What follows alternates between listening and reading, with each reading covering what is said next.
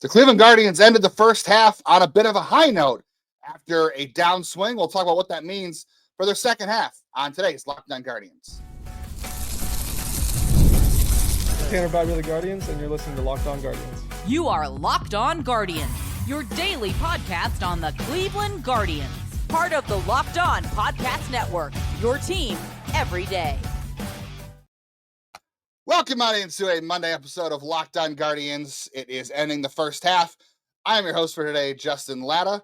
You see my coach, Jeff Ellis, not with me today because he is prepping. We are prepping for Draft-a-Palooza over here on Locked On Guardians, but we are the only daily podcast in the Cleveland Guardians that covers the Cleveland Guardians every single day, from the majors to the minors, the draft, and everything in between. We've got you covered for it all. Coming to you today, talking about the Guardians' end of the first half.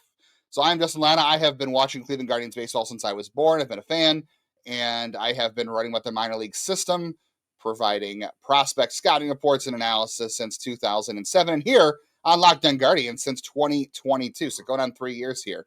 On today's show, we'll look ahead to the second half of the Guardians, what awaits them. We'll talk about what help is coming in the form of injuries, rehabs, trades, whatnot. We'll get into all that, and we'll talk about this series against the White Sox too, heading into the break. Before we get to all of that on today's show, want to let you know it is brought to you by our friends over at Game Time.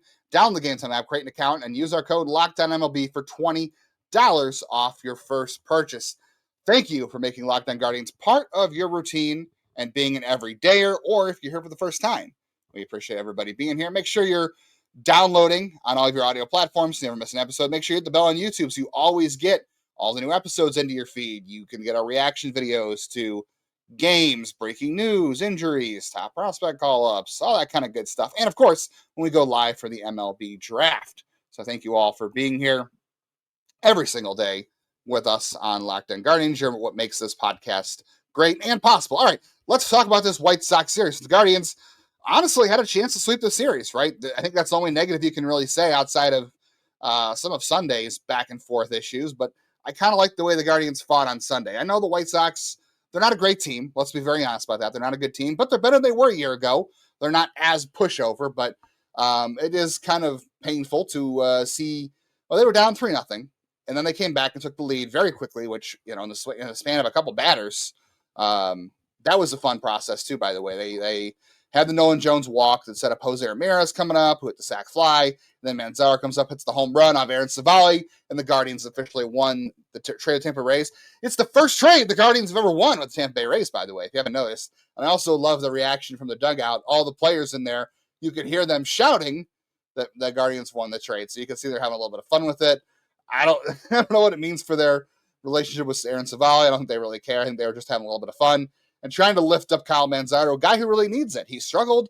He had a couple home runs in the series, which is great to see. And obviously, his mom went through the heart transplant procedure. She's going to be in the hospital for a couple more weeks, but sounds like she's going to be okay. But all around good moment for the Guardians. The home runs for Manzardo. He's back off Savali. They won a trade. Who cares about Junior Caminero or Tobias Myers? I'm kidding. But they won this trade. Let's just call that. Aaron Savali is on his second team since he got traded. He went to the Brewers and the White Sox now after the Guardians traded in Tampa Bay. So we're going to count that as a win because the Guardians don't win many trades with the Rays. Nobody really does. Let's be honest about that. But overall, a pretty good series. Sunday, again, they took that lead. Joey Cantillo was pitching okay, I thought, early on. He gave the 3 runs and then probably shouldn't have brought him back out for the 6th, if I'm being honest. But at the same time, your bullpen's been pretty taxed because it's been a 4-game series and you had a doubleheader on Friday. You're going to the All-Star break. So there is that a little bit, which is why Emmanuel Clase was able to pitch 2 innings on Sunday's win. So that was good. And he pitched really good. We'll talk about Emmanuel Clase a little bit later in today's show. But they just kept giving the lead back. I mean, Cade Smith got hit a little bit, which was unfortunate. It looks like, he's kind of tipping his pitches right now. That was something they picked up in Houston.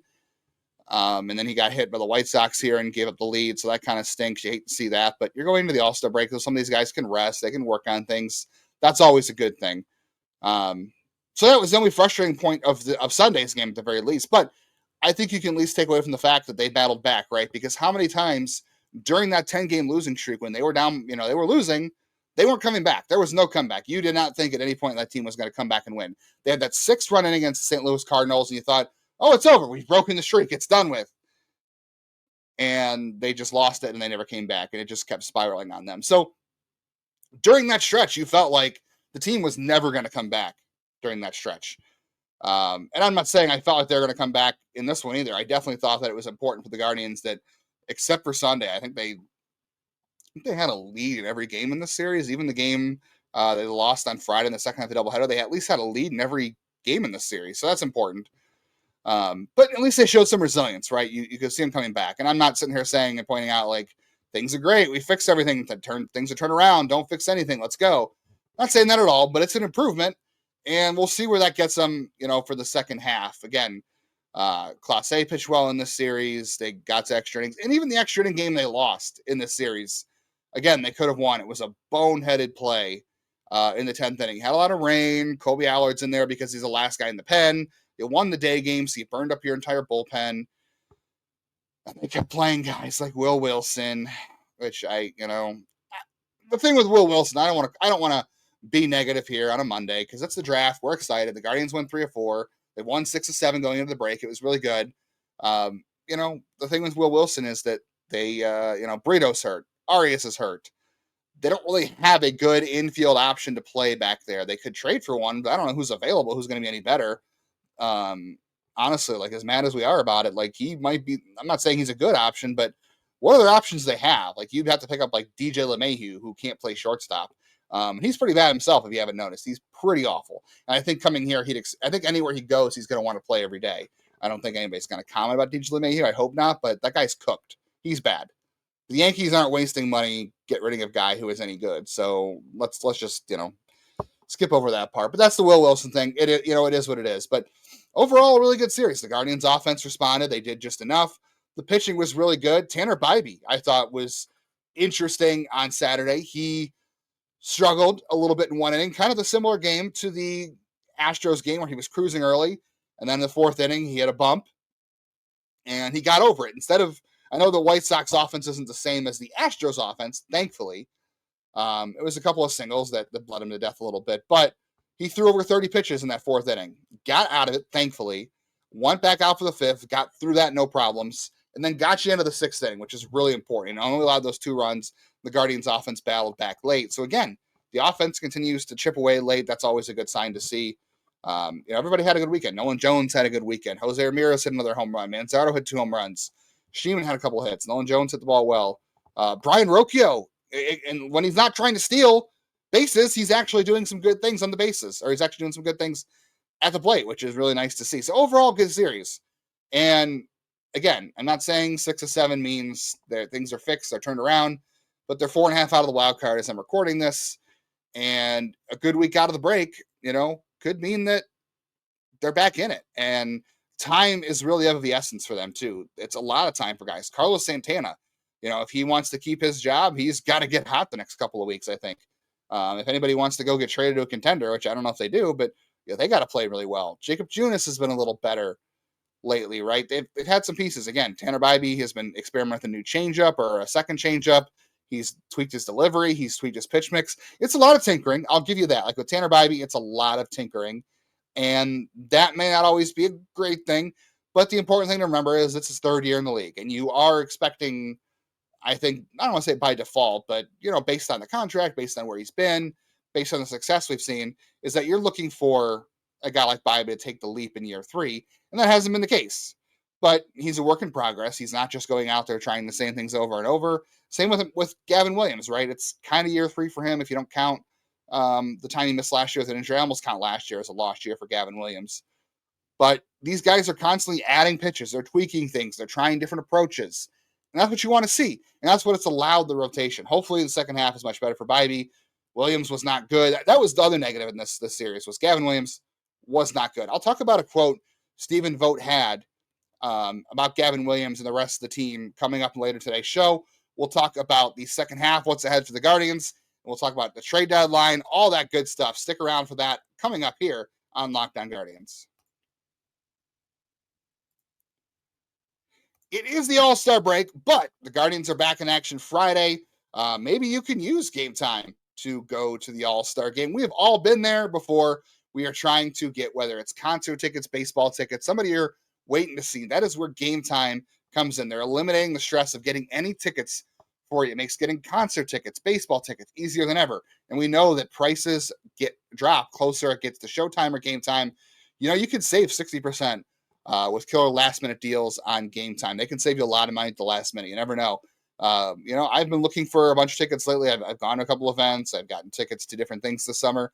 And you do have to log on and be there when you're going to these events that are going to sell out quickly. Not necessarily baseball tickets, but concerts and things like that. You want to be on quickly to get what you want. But if those prices are a little bit high, let's say you can't get on quickly, check Game Time if you really want to go. Because, again, prices drop before the event starts, and Game Time is going to help you out with that. Take the guesswork out of buying tickets with Game Time.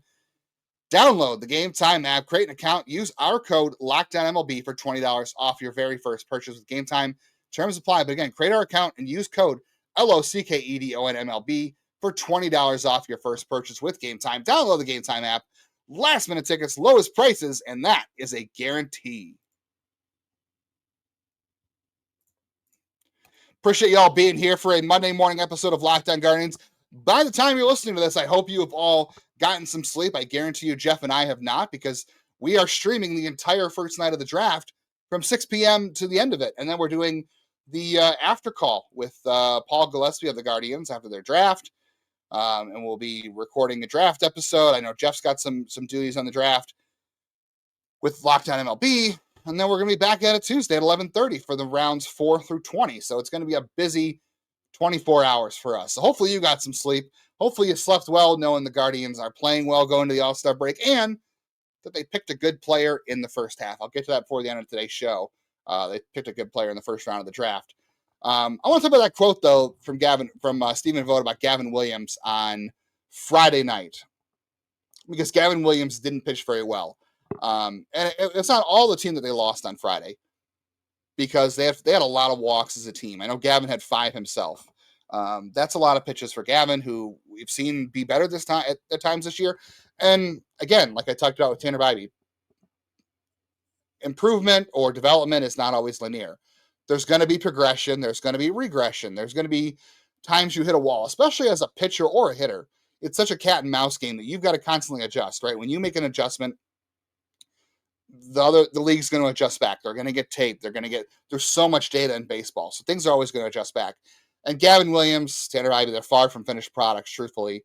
A lot of young guys, unless you're like a Jose Ramirez or I'm trying to think of other guys in the league that are just really like Tarek Skubal. I guess we can call him the finished product. He's kind of a freak. But, players like that are guys who can go out and they can play their game. They can use their game plan, and they're going to dominate. Like, most times out, they're going to dominate.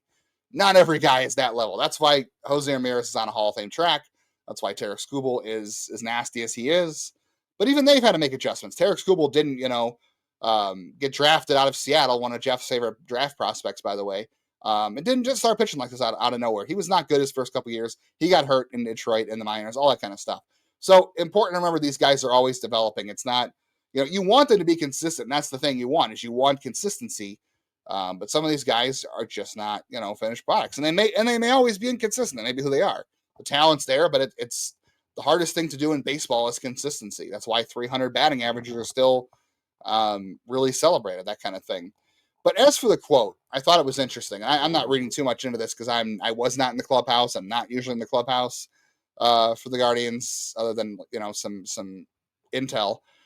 But it was Colby Allard made a not so good play on the dribbler. He could have made it. He whiffed it.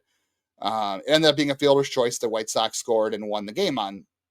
And they had a couple other bad things. Colby Allard, whatever. I didn't hear, Stephen Vogt said, well, Colby Allard did his job. We couldn't ask for him to do any more. And, he has nothing to hang his head about. And I understand that to a circumstance, because Colby Allard was DFA'd by the team, and he came back on short notice. They optioned Tim Herron to get a little length during the series and the doubleheader for Colby Allard to be there. And he hadn't pitched in a while because he got DFA'd. So he had to go through the waiver process, and he had to re-sign, all that kind of stuff. So In that context of things, I can say, yeah, the guy was put into a position where it was like, hey, you're kind of the last guy up, and if you do great, great, and if not, it is what it is. So I can understand Vogt saying that to an extent about Allard. I know he's pitched well. People are going to say his ERA is really good. He's won games, but the underlying metrics are just not sustainable. They're not. It's just he doesn't miss bats. He's just been a good soldier for them at the major league level. It's going back to like trying to think of the lefty now. It's going to escape my name. That was here in 2022. Someone will comment and bring it back to it. He won an extra inning game, and then he went to Korea for the Guardians. But Stephen Vogt said, no blame on Allard. He did his job as much as he could do. As much as we can ask him for. But then he went out and he said, well, Gavin Williams was not good tonight. He really laid the criticism on Gavin Williams. Not, Stephen Vogt's one of those guys who pretty much is hunky-dory. Everything's good. We played great, or we just didn't play our game tonight. Very rarely singles a guy out. And, it's fine that he called out Gavin. I'm not saying he called out, was ripping him, but he specifically mentioned Gavin Williams didn't pitch well Friday. And Gavin probably knows he didn't pitch well. It's not like Gavin's like thinking he pitched great and Stephen Vogt's like, no, you're terrible. He didn't pitch great. He had 5 walks. And it was the second half of a doubleheader. You knew the bullpen was burned, so he had to come through. Especially after game 1 of the doubleheader, Logan did come through. But he called him out, and, specifically just saying he wasn't very good. And I thought that's interesting that Stephen Vogt's willing to at least publicly acknowledge. If we're not going to use the term call out, we're going to use the term acknowledge that Gavin Williams didn't pitch a very good game on Friday night in the doubleheader.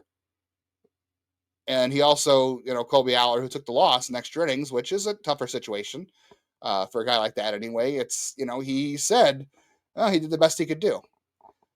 It's interesting that, I was talking to my wife about this, from a teaching perspective. I think it's different in all industries or whatever sector you work in. If you blame an employee that's not doing it, if you blame the best employees that are constantly, that are doing a good job, and you're not blaming the employees that aren't, you're going to create a lot of tension and resentment. But I don't think it's the same in baseball. I think what you're hoping for there is you're saying you're challenging someone, right? I think with Gavin Williams, you're challenging him and saying, hey, Gavin didn't pitch well tonight. We expect more of Gavin. And that's not to say they're expecting less of Colby Allard or those kind of things, but it almost seems like you're like, all right, this is a guy who's the 26th man on our roster. He's lucky, not lucky to be here, but like, Vogt's never going to say that publicly, but it's just one of those guys where you're not like expecting him to be a major contributor, right? He does a good job sometimes saving the bullpen, but he's not one of the guys you're like, you have to be good. You have to lead us. And if you don't play good, we're not going to play good as a team. And that is Gavin Williams. If Gavin Williams doesn't pitch good, chances are the Guardians don't play well, and they lost. And they got to extra innings. If he pitches well, they probably win. So I thought it was an interesting just comment that for a guy who doesn't really mention a ton of guys by name in an interview when they do badly in a game. And I'm not reading more into it saying, oh, there's something wrong with Vogt, or there's something wrong with Gavin Williams. Just, it's an interesting quote that I'm probably making a little more out of than I should, but I just thought it was interesting, and I thought maybe everybody else would find it interesting too, and look at it differently. And I look at it as a way of challenging, which is a good thing. You want to challenge your best players. If Jose did something, you're not going to call it Jose at this point, but, when you do something that's not good for the team, and they expect you to be better, it's okay to challenge them. It's not like Gavin Williams has been perfect this year anyway. It's not like he's great all the time and he has one bad game and you're like, well, he's great every day, but he was terrible tonight. Like he's been up and down this year. Let's be honest. And I don't think Gavin thought he pitched well either. So that's fair there too. All right, we're going to talk about is help coming. We are going to have to get into injuries, rehabs, updates, all that kind of stuff. Want to look ahead to the second half. I want to talk about the trade market. I want to talk about Emmanuel Clase. And I will try to make a prediction from the past into the future about the Guardians MLB draft, because you'll be watching this after the first 3 rounds of the MLB draft, but we'll hope we can do it anyway. Stick around for more on today's Locked On Guardians.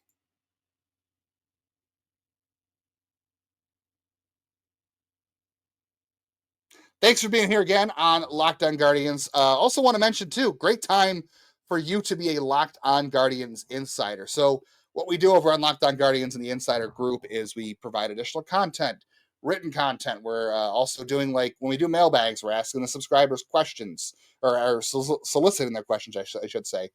We're also giving them info when we have it, and we're chatting throughout games. There's some written content as well, some bonus episodes. We do a like a every other month meetup too. We talk online in a chat, and we just have a good time talking baseball. And we maybe mention some stuff off the air that we can't mention on the air. So if you'd like to be a part of that and have a little bit of fun, it's over at joinsubtext.com/LockedOnGuardians. So we'd love to have you over there, and we'll chat about baseball in the second half. And right now, I think you want to do it for the draft, is what I'm being honest about. But it is also trade deadline season. It is also rehab season. So there's a lot of news coming out there. So I texted our subscribers on Sunday that, Chase Lauder out of the lineup for the second time in a row. At that point, I hadn't heard what was going on because I'm a little more dark in the Columbus than I used to be because my main point of contact took a job in another market. Good for him. Love that guy. But I'm a little bit more in the dark there than I used to be. So it turns out that Chase Lauder had a wrist issue he's been dealing with. He was, scratched late on Saturday. He was supposed to be in the lineup as a DH, and then he was out on Sunday. Obviously, all that kind of speculation, whatever. I did think that Chase had a chance to come up after the All-Star break, like the first day after it, because, you've got a homestand right out of the break, and you're trying to make that push. I thought it would have been a great time. We'll see what happens. Maybe the Guardians would like him to have a whole week off, and maybe the wrist will heal itself. I think it's a great time to do it. Hoping it's just precautionary. I don't have any more intel than that, but hopefully that's the case for him. Shane Bieber is going to make a rehab start in Arizona. So starting today, there are no minor league games until Friday, so Monday through Thursday. All the affiliates are off, but the complex leagues in Arizona and the Dominican are still playing at points during this week. So Shane Bieber gets to go down to Arizona, which I hear is just beautiful in the middle of July. Just absolutely beautiful. By beautiful, I mean on fire. So he gets to make a rehab start down there. Feel for him, but I'm sure he's happy to get back on the mound. I'm sure he's happy to get the heck out of Arizona. I know I would be this time of year. So we'll see what happens there. We've been talking about Shane Bieber a little bit. I've been asked on other shows about, well, what are the Guardians going to do at the trade deadline? And, Shane Bieber. And if you listen to us at all, if you're an everyday or maybe you're a first timer, or maybe you're a casual, which is all okay. Jeff and I have both said, to me, it doesn't make sense to pay for Shane Bieber. Now, we'll see what the trade market is like. Like, anything can happen. We brought up the fact of Alex Cobb last year, which, by the way, did you know that the Detroit Tigers gave Alex Cobb $17 million over the offseason? Like, that's crazy. He hasn't pitched. And I think his career is probably over. He had another hip issue. I think that it's probably over for Alex Cobb. But I don't know that Shane Bieber is going to have that kind of market. Anything can happen where a team gets desperate and they'll say, we'll pay for the pitching. But let's just say, some team offers the Guardians the equivalent of Jacob Shanahan and Nate Furman for Shane Bieber. I liked Furman. I liked Shanahan. We both, thought that was a tough trade for Cleveland to give up for Alex Cobb. Bresnahan has pitched really well. Nate Furman's been out the whole year with a shoulder issue that was happening last year. I wouldn't make that trade from the Guardians. Now, the risk is if you don't make that trade, you can use the qualifying offer on Shane Bieber if he opts out of his he declines his option, and you get a first round pick next year, or you run the risk of him not being worth the qualifying offer, and he takes it. And the Guardians, as we talked about, are very careful about the qualifying offer. They very rarely do they offer the qualifying offer. So if he doesn't pitch well, or let's say he doesn't pitch very much, and he's not even worth the qualifying offer, and you don't trade him, then you're in kind of a rough situation. I guess if he's not worth the qualifying offer, he probably opts into his deal. I don't know. Maybe that works out that way. I'm just trying to think through it.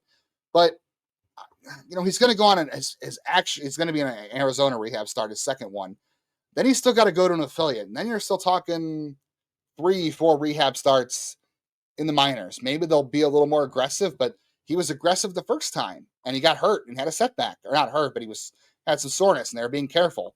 I don't think he's going to want to rush. I don't think they're going to want to rush him. So he's got to make, let's say 3 to be conservative on rehab starts. It's probably not going to get him a start by the trade deadline in the majors. He's probably not going to pitch in the majors before the trade deadline. If he does, maybe it's one game. Is a team really going to take a chance on that? I don't know. I really don't know. I guess it depends on how desperate people are, how the market plays out. It's going to be a very dry trading market, unfortunately, which I hate because I love this time of year. It used to be my favorite. The extra wild cards have really watered it down. I just have a hard time believing it. So we'll see what happens with Shane Bieber. Travis Mazzana is playing rehab games in Arizona. I do think he'll be back in Akron before the end of the month. He has played back-to-back games, but he hasn't been a back-to-back game yet at second base. It's been second base DH. And they're not playing full games in Arizona, by the way. They're playing like 7 or 8 inning games, which, can you blame them? It's like 100 degrees at first pitch at 6 p.m. Not fun. But Mazzana should be back by the end of the month. Trevor Stephan is nearing the end of his rehab stint. He's almost at 30 days in Columbus at this point, or, rehab in general. He gave up 9 earned runs in 2 outings this week, and he got 1 out, gave a couple of homers.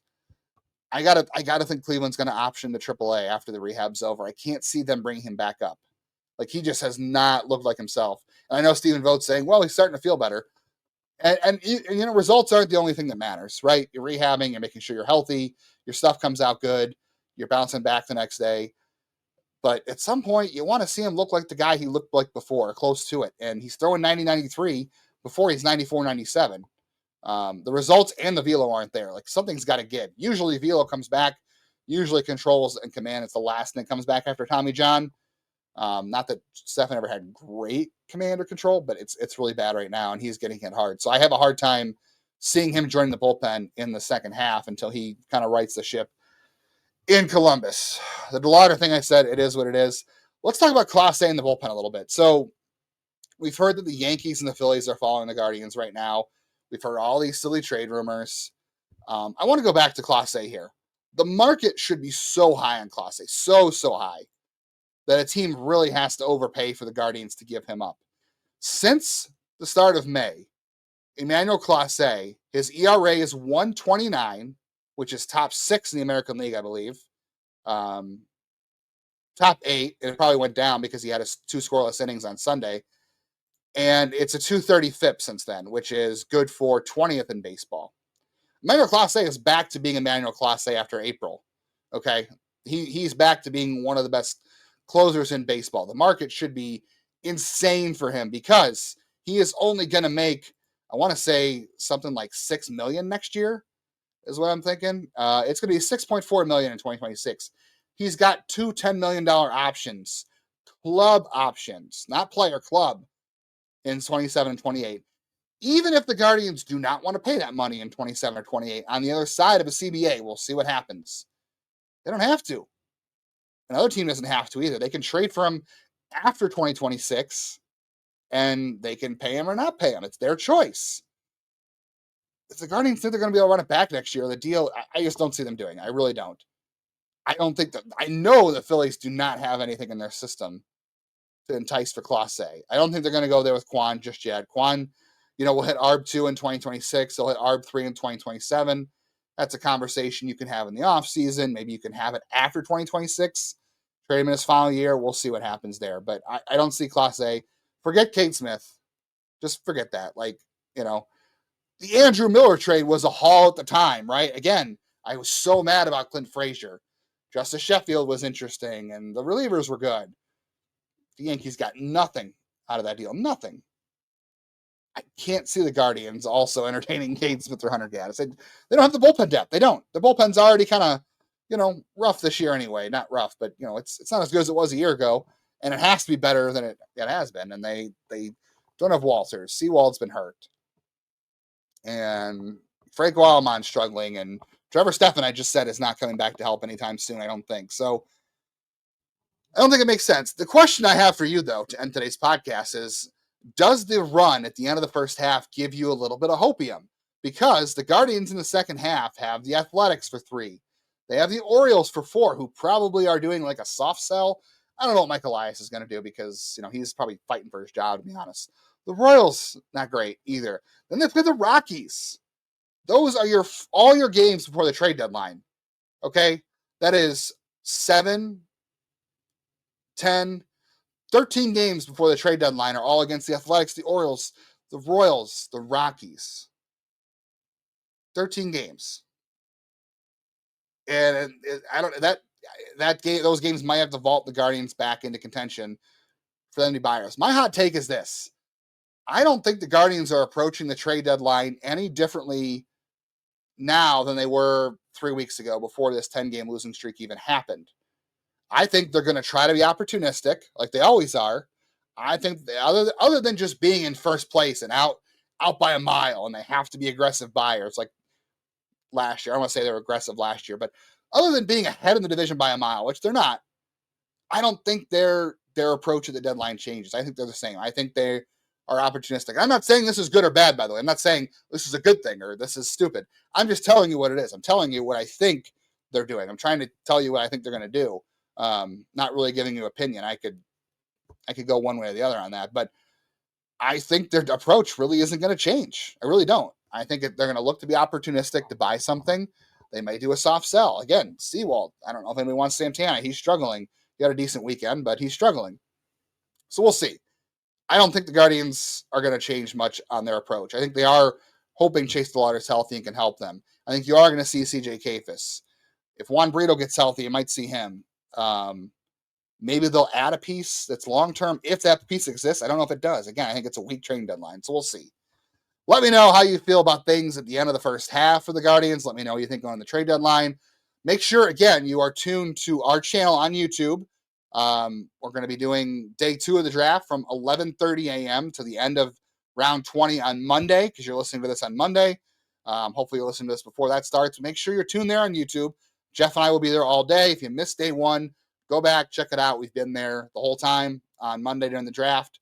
We'll have regular episodes. We'll have draft recaps. And then make sure you're checking out Locked On MLB Game Night for all game reactions. Make sure you're checking out Locked On MLB for Jeff and Lindsay's draft coverage post Locked On Guardians, all that good stuff.